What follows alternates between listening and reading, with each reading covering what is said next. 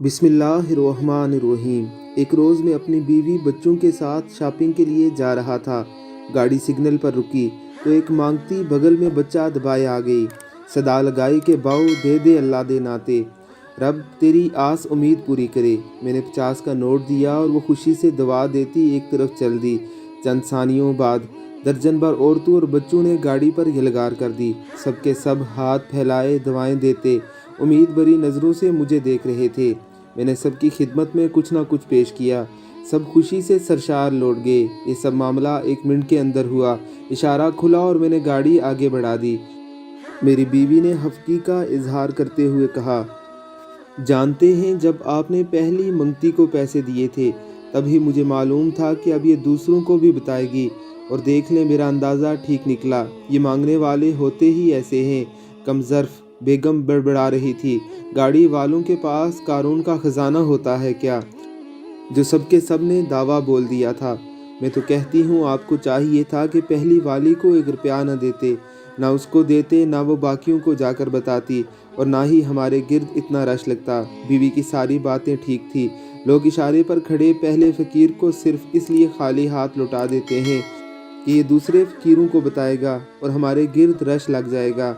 मेरी बेगम ने एक आम फहम बात की थी जो हर तरह से दुरुस्त थी, पर मैं गाड़ी चला रहा था और मेरी आंखों से आंसू रवां थे। बेगम ने बिन बादल बरसात की वजह पूछी। मैंने कहा कि बेगम आज चंद तकों की हैरात ने मुझे एक दायमी गुर सिखा दिया है। बेगम ने सवालिया नज़रों से देखा। मैंने कहा कि इन गदागर फ़कीर औरतों ने मुझे इत्तफ़ाक, दरियादिली, सहावत और तवक्ल के मानी से आशना कर दिया है। बेगम ने हैरानी से मेरी जानिब देखा।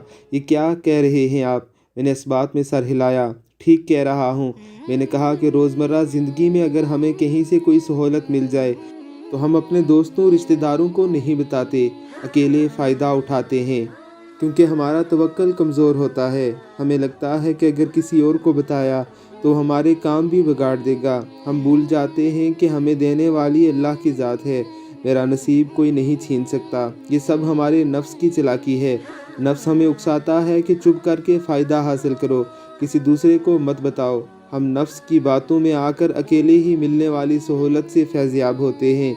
इन फ़कीरों का नफ्स मुतमईन है, मेरे नफ्स की तरह गैर मुतमईन नहीं। बेगम के चेहरे का तासर बदल चुका था। मेरे बच्चे हैरानी से मेरी बातें सुन रहे थे। उस दिन वो मंगती फ़कीरनी मुझे खुशी का ये अनमोल राज चंद रुपयों में सिखा गई थी। मैंने उस मंगती से इत्तफ़ाक, शादादिली और तवक्ल सीखा। वो मंगती नहीं, मांगती के रूप में अल्लाह का पैगाम रेसां थी, जो मुझे एक अच्छी बात सिखाने आई थी। मेरी बीवी बोली, आप दिन रात आंखें फोड़ते हैं, वर्क काले करते हैं, तब जाकर पैसे मिलते हैं, तो क्या इस तरह रुपया लुटाना ठीक है? मैंने कहा, बाबा जी कहा करते थे कि बेटा जो भी सायल आए उसे ज़रूर कुछ ना कुछ दिया कर। मैंने पूछा, बाबा जी अपनी मेहनत की कमाई से क्यों दूँ? बाबा जी ने कहा, तूने कौन सा पल्ले से देना है, अल्लाह ने तुझे दिया है, उसमें आगे दे दिया कर। जितने विचू देने की बात मेरी बीवी को भी समझ आ गई थी।